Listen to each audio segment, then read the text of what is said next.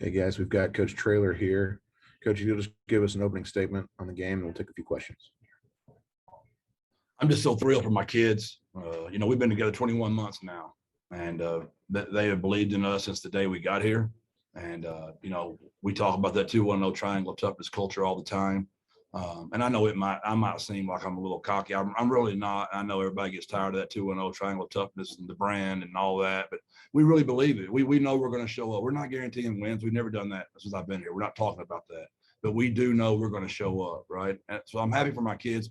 But one thing I really want to stress is the crowd here was so fantastic tonight. It was so hard in that student section, their band. It was a home field crowd.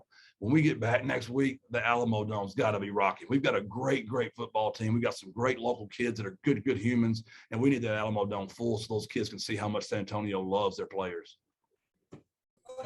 JJ, go ahead. Jeff, you guys lead wire to wire in this game. How did you pull this one out in the end?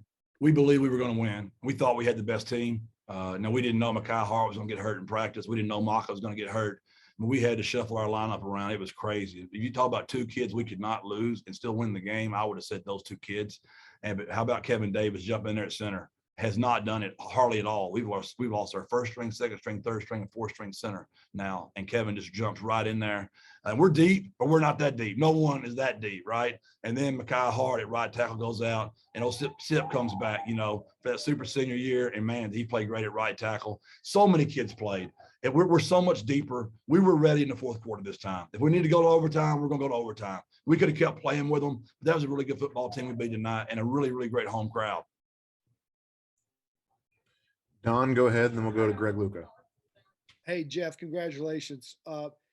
Hey, this is obviously going to be played up in the media as a big upset. Can you tell us why maybe the least surprised guys in the world are in your locker room and why in many ways they expected this to happen? We just don't talk about winning and losing. We're very, very committed to what our brand is about. We're very committed to that. We want to be the most physical defense tonight, and we were. Now, we didn't get any turnovers, and we're sick about that. We dropped probably 5 interceptions. We had balls on the ground we didn't come up with, but we hit. We freaking hit on defense, right? We know we're going to run we don't just mean our running back's going to run the ball. Our wide receiver's going to run. Tonight, Zachary Franklin, I bet he had 100 yards after the catch. Josh Cephas after the catch. We really worked hard with Ryan Filo on getting stronger and breaking tackles. And then our special teams. Even though we couldn't kick it between the lines tonight, we kicked it between the uprights, right? And our punter's really, really good. And we'll get that kickoff team fixed. I was just as frustrated as you guys were. Greg Luca, go ahead. Jeff, you told me on Monday you wouldn't answer this question until we were sitting here in this moment now, but here we are. So what does it mean for your program to have knocked off a Power 5 opponent on the road in your opener like this? I hope it speaks to the city of San Antonio. Is what I'm really praying. I'm praying that they really see we're doing it right. We've committed a $41 million building. We've got one of the greatest facilities to play in the country in the Alamo Dome. We have a great university, and we've got a great city. And we're located in the great state of Texas, where the best high school football coaches are and the best high school football players are. There is no reason we are not competitive every single week, no matter who we play. We're very committed to this. This is not going to be an overnight fix. We still got a lot of things to fix, but we're a whole lot closer today, Greg, than we were yesterday. We'll go to Ryder Martin and then Stephen Whitaker. Go ahead, Ryder. Coach, congratulations on the win tonight. So it felt like for those first 3 quarters, you guys were almost kind of struggling to really punch through in the run game. Felt like you were facing a lot of fronts that were kind of stuffing you in the backfield. And then start of that fourth quarter, they come out, they respond to your touchdown. They bring it back within 3. You guys get the ball with 10 minutes left. Then you go 10 plays, 75 yards, 9 run plays called. What was your message to those guys on the sideline heading out onto that drive, killing 5 minutes of clock and really putting the game in control for you guys to set yourselves up for the end there? It's just who we are. There's a lot of times early in the game, I'm sure y'all are all banging y'all's head. We're pounding that thing up in there so many times. But you got to keep chipping away. You just got to keep taking their will from them. It's what we're about. I mean, that's who we are. We're very committed to running the ball down your throat and then throwing the thing over your head. We're going to play football that way. We're committed to it. And my kids, let's don't get this twisted. This has nothing to do with Coach Traylor. This is all about our players. Our players are the ones getting that done. It's a players' game. They're the ones that buy into it, and they're the ones that get it done. Thank you, Coach. We'll go to Stephen Whitaker and then back to JJ. Hey, Coach, congratulations on the win. You had a big night from Zachary Franklin. What what did he do tonight that, I mean, or what did y'all say to him that really got him going? It's just who the kid's turned into. He practices his tail off every day. He really wanted that number 4. He was very committed to getting voted into that thing. So he's changed his life. I mean, he works his tail off every day. He's selfless now. I had him speak to the team on being selfless this week. That was his mantra this week.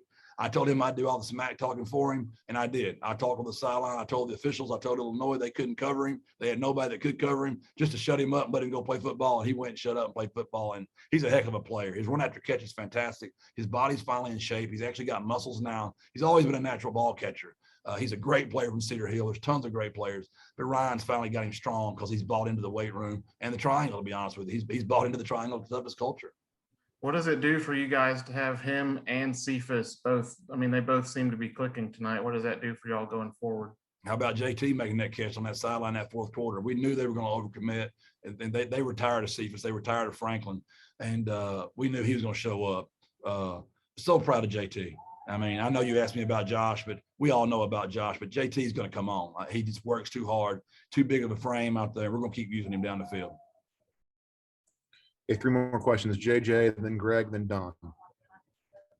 Jeff, this is gonna be considered probably the biggest win in program history. How does that catapult you guys forward into the rest of the season? You know, it's the way it was done. I think Coach Beelan was a really, really good football coach. They had 21 super seniors. They beat a really good Nebraska team. They had a rocking environment here tonight. This was not an easy win. This was very, very tough. And our kids to come in here and do that, how many times the momentum swung, their band went crazy, their crowd went crazy, and our kids just went, here we come again. And we just never blinked. That's what made it so special, JJ. It's great because it's Big Ten. It's great because it's national TV. It's great because we were underdogs. That's all fun. But the best part is how it was done. They were really good coaches. You know, he coached in the National Football League. He's won 3 Big Ten championships. He went to 3 bowl games at Arkansas. And they're very, very well coached. And our kids just didn't blink. Joel, Greg, and then Don Harris can wrap us up. Go ahead, Greg. Jeff, after the last pass falls incomplete, the players are going crazy on the sideline, but you looked pretty straight-faced, almost stoic after the game. What was kind of going through your head in those moments right after the final buzzer? You know, I try to always be that way, Greg. I really do. I want my kids to know that no matter what, I'm going to love them unconditionally. It doesn't matter if we went to overtime. It didn't matter what happened. I try to be that guy for those kids every day. I don't want them to ever see me too high, too low. I know I get emotional. I lose my temper at times, but I try my best to be, when those kids look at me on that sideline, I want them to know their biggest fan is their coach. We do all of our work during the week. We work our tails off every single day. It's supposed to be fun on Saturdays, man. This is supposed to be fun. And I want my kids to relax and play free. And that, trust me, on my insides, I'm wanting to act an idiot, but I just know it's not the right thing to do. Hey, Jeff, I got a 2-parter for you.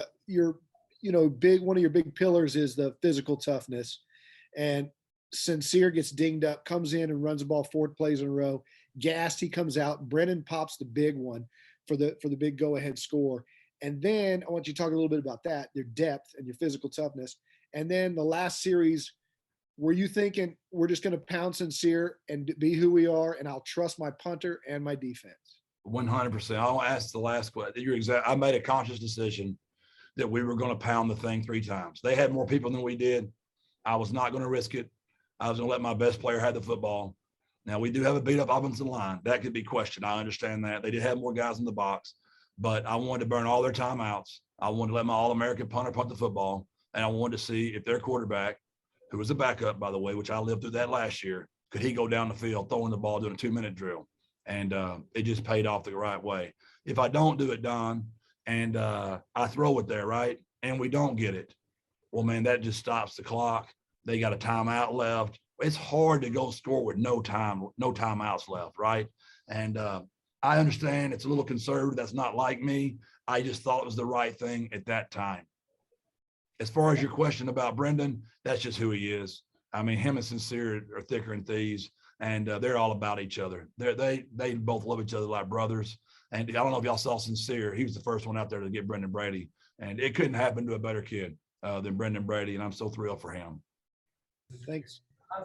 Thanks, Coach Traylor. We'll bring some student athletes in here next.